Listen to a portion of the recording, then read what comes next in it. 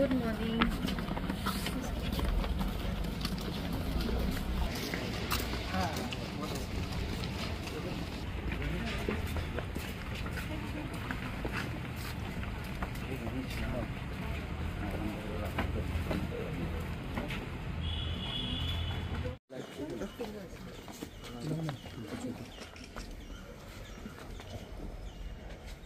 एक सेकंड. आता आले दोन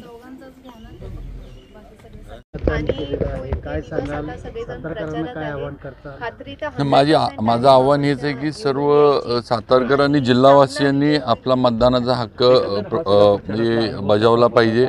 माझं आव्हान हेच आहे की सगळ्यांनी बाहेर पडा, मतदानाचा हक्क बजवा. आज इलेक्शन कमिशन, प्रशासन सगळेच एवढं प्रबोधन करतात मतदान होण्यासाठी, तेव्हा आपण आपला अधिकार जो आहे तो वापरला पाहिजे. तर शेवटी तुमच्या एका मतानं तुम्ही विधानसभा, मतदारसंघ, जिल्हा, राज्य ह्याचा निर्णय करायला जाणार आहे. त्यामुळं 100% मतदानाचा हक्क सर्वांनी बजवावा हेच आव्हान मी सर्व माझ्या मतदार बंधू भगिनींना करू इच्छितो.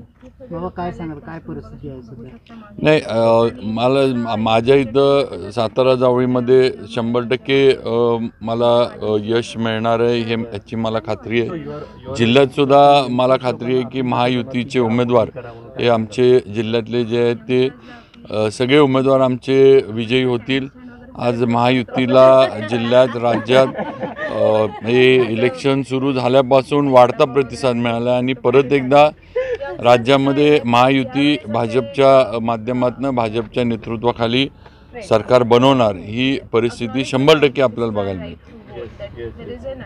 शेवटी आपला देश काय आहे, जो नागरिक असतो तो, म्हणजे you are what your country is, sorry your country is what you are. जसे नागरिक तसा देश, आणि म्हणून प्रत्येक नागरिकांनी आपलं मत हे दिलंच पाहिजे. कोण माझ्यापर्यंत आला, कोण नाही आला हे नगण्य आहे, पण प्रत्येक नागरिकांनी आपलं मतदान हे केलंच पाहिजे. जेव्हा आपण मतदान करतो तेव्हाच आपल्याला तक्रार करायचा अधिकार असतो. कशी परिस्थिती आहे बाबा? खूप छान. आम्ही प्रचार इतके दिवस करत होतो. मला वाटतंय शेवटचे एक आठवडा तर मला असं वाटत होतं की हे इलेक्शन आमच्या हातात नसून लोकांच्याच हातात आहे. म्हणजे असतीच, पण कार्यकर्त्यांच्यातला जो उत्साह होता किंवा ज्या पद्धतीने कार्यकर्ते आग्रह धरून करत होते गोष्टी, की खरंच खूप छान वाटलं. आणि नक्कीच हा विजय बाबांचा आहे. प्रचारात सक्रिय झाले होते जसे माझ्या आई म्हणल्या, शेवटी असं वाटत नव्हतं की म्हणजे आम्हाला काय करायचं होतं. सगळ्यांना माहिती होतं महाराजांचं चिन्ह, महाराजांनी काय काय काम केलं आहे त्यांच्यासाठी. पूर्ण आमचं सातारा, जावली, शेंद्रे सगळीकडे जिकडे गेलेलो त्यांना माहिती होतं की महाराजांचं त्यांच्यावर प्रेम आहे, महाराजांनी त्यांच्यासाठी कष्ट केले आहेत.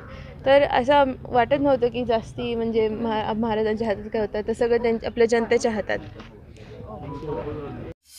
ताज्या घडामोडींसोबत अपडेट राहण्यासाठी लक्ष मराठी न्यूज चॅनल सबस्क्राईब करा.